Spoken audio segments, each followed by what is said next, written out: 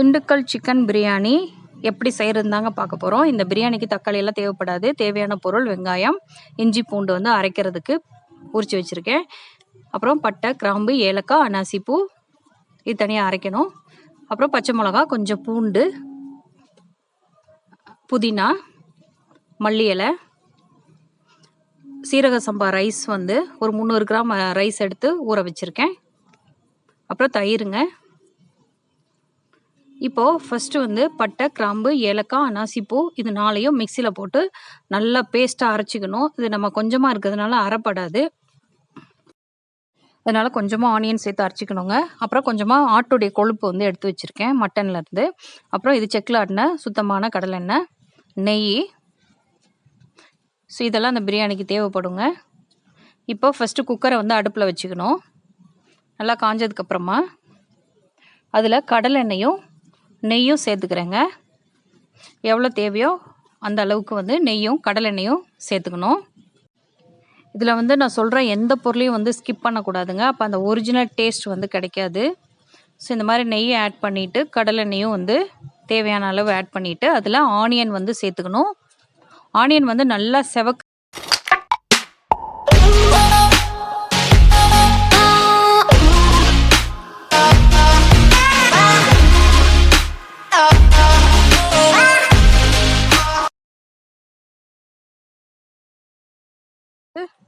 ஆட்டுடைய கொழுப்பு வந்து ஆட் பண்ணிக்கணுங்க. இந்த வெங்காயம் வதக்கும் போதே வந்து கொஞ்சம் நல்லா செவந்ததுக்கப்புறம் இந்த ஆட்டுடைய கொழுப்பு சேர்த்து அதில் வதக்கணும். அப்போ தான் அந்த ஆயிலோட வந்து அது மிக்ஸ் ஆகும். இது வந்து அந்த கடைசி வாய் சாப்பிட்ற வரைக்கும்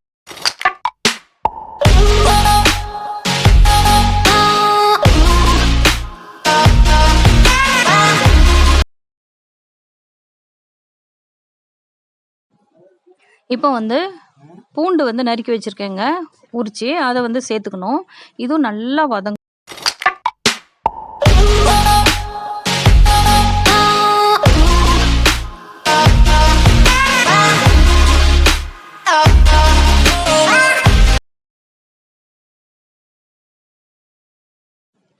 இப்போ வந்து நறுக்கி வச்சிருக்கிற பச்சை மிளகா 3 சின்ன சைஸ் பச்சை மிளகா வந்து நறுக்கி வச்சுருக்கேங்க. அதை ஆட் பண்ணியிருக்கேன். இது வந்து 1/2 கிலோ சிக்கன் பிரியாணிக்கு கரெக்டாக இருக்குங்க. இதெல்லாம் நல்லா வதங்கினதுக்கப்புறமா இஞ்சி பூண்டு பேஸ்ட் வந்து ஆட் பண்ணணுங்க. 1/2 கிலோவுக்கு 2-2.5 ஸ்பூன் வந்து ஆட் பண்ணணும்.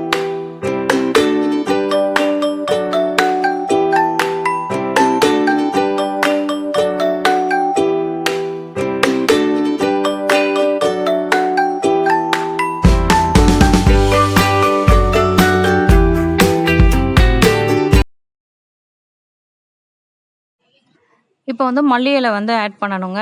ஆட் பண்ணி நல்லா கிளறி விடணும். கிளறும் போது அந்த டேஸ்ட் வந்து நல்லா இறங்கும்.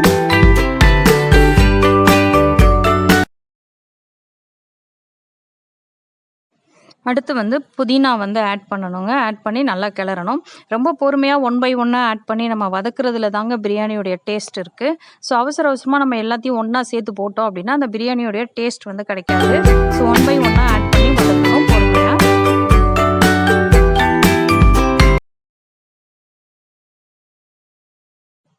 இப்போ வந்து நம்ம அரைச்சி வச்சுருக்கோம் இல்லையா, பட்டை, கிராம்பு, ஏலக்காய், அன்னாசிப்பூ, பத்ததுக்கு கொஞ்சம் ஆனியன் வந்து ஆட் பண்ணி இந்த மாதிரி பேஸ்ட்டாக அரைச்சி வச்சுருக்கோம் இல்லையா, அதை வந்து ஆட் பண்ணணுங்க. இப்போ ஆட் பண்ணி நல்லா கிளறணும்.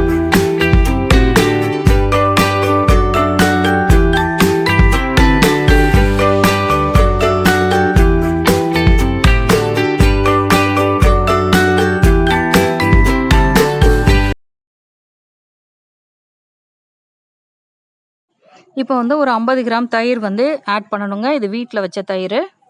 நல்லா கெட்டியாக ரொம்ப புளிப்பு இல்லாத தயிர் வந்து ஆட் பண்ணியிருக்கேன்.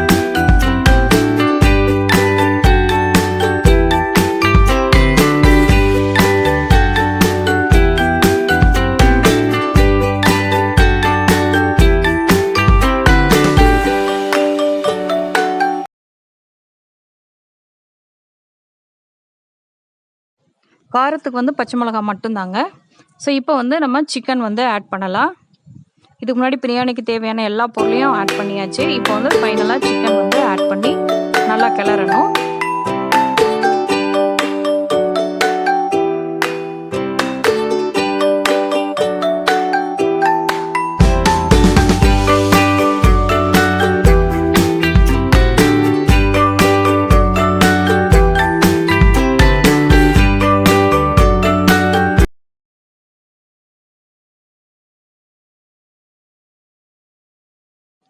இப்போ வந்து பிரியாணிக்கு தேவையான அளவு சால்ட் வந்து ஆட் பண்ணி அதுலேயே நல்லா அந்த சிக்கனை கொஞ்சம் நேரம் கொதிக்க விடணுங்க.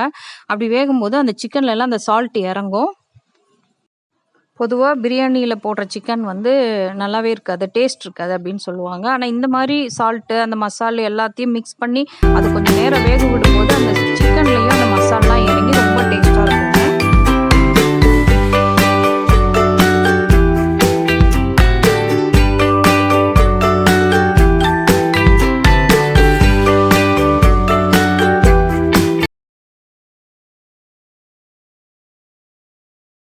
நான் வந்து 100 கிராம் டம்ளரில் 3 டம்ளர் வந்து நான் ரைஸ் எடுத்ததுனால 6 டம்ளர் வந்து தண்ணி ஆட் பண்ணிக்கிறேன். சீரக சம்பா ரைஸ் அப்படிங்கிறதுனால 1 டம்ளருக்கு 1.5 டம்ளர் தானே சேர்க்கணும் அப்படின்னு சொன்னீங்கன்னா அடி பிடிச்சிரும். அதனால 1 டம்ளர் அரிசிக்கு 2 டம்ளர் தண்ணி வந்து ஆட் பண்ணியிருக்கேன். இது வந்து நம்ம கிளறி விட்டு கொண்டு வர பக்குவத்தில் தாங்க இருக்குது, அடி பிடிக்காம இந்த பிரியாணி செய்யறது.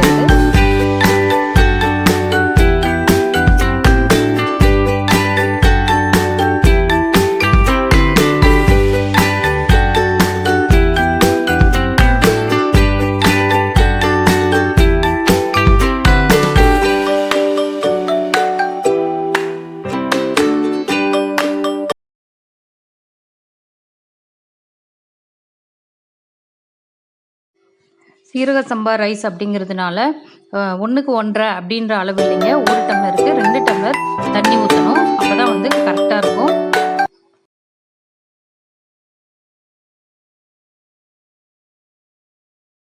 ஒரு ஹாஃப் லெமன் வந்து இப்போ புளிஞ்சு விடணுங்க.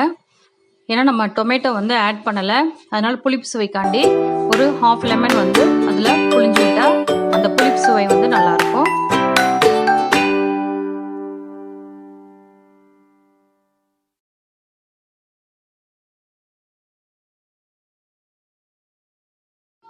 லெமன் சேர்த்துட்டு நல்லா கொதிக்க விடணுங்க. நல்லா கொதிச்சதுக்கப்புறமா உப்பு காரம் எல்லாம் செக் பண்ணிக்கணுங்க. செக் பண்ணிவிட்டு பத்தலைன்னா கொஞ்சமாக சால்ட்டு ஆட் பண்ணிக்கலாம். இதுக்கப்புறம் வந்து நல்லா கொதிச்சதுக்கப்புறமா ரைஸ் வந்து ஆட் பண்ணணுங்க. ஏற்கனவே நம்ம சீரக சம்பா ரைஸ் வந்து ஊற வச்சுருக்கோம். ரைஸ் வந்து ரொம்ப நேரம் ஊறக்கூடாது, ஒரு 20 மினிட்ஸ் ஊறினா போதும். ஸோ அதை வந்து இப்போது தண்ணியை வடிகட்டிட்டு ரைஸை மட்டும் ஆட் பண்ணணும். ஆட் பண்ணி நல்லா கிளறி விடணும். இந்த மாதிரி கிளறி விட்டுட்டு ஒரு 3 மினிட்ஸ் விடணுங்க. ரைஸும் தண்ணியும் இந்த மாதிரி லெவலாக வரணும். லெவலாக வர்ற வரைக்கும் மீடியம் ஃப்ளேமில் வச்சு வேக விடணும். அதுக்கப்புறம் ஒரு 3 மினிட்ஸ் கழித்து இந்த மாதிரி வரும்போது தம் போடணுங்க. விசில் விடக்கூடாது, தம் போடணும். ஒரு 15 மினிட்ஸ் வந்து தம் போட்டால் கரெக்டாக இருக்கும். அதுக்கப்புறம் ஆஃப் பண்ணிவிட்டு ஒரு 5 மினிட்ஸ் கழித்து ஓப்பன் பண்ணோன்னா நல்லா உதிரியான சீரக சம்பா திண்டுக்கல் சிக்கன் பிரியாணி ரெடிங்க.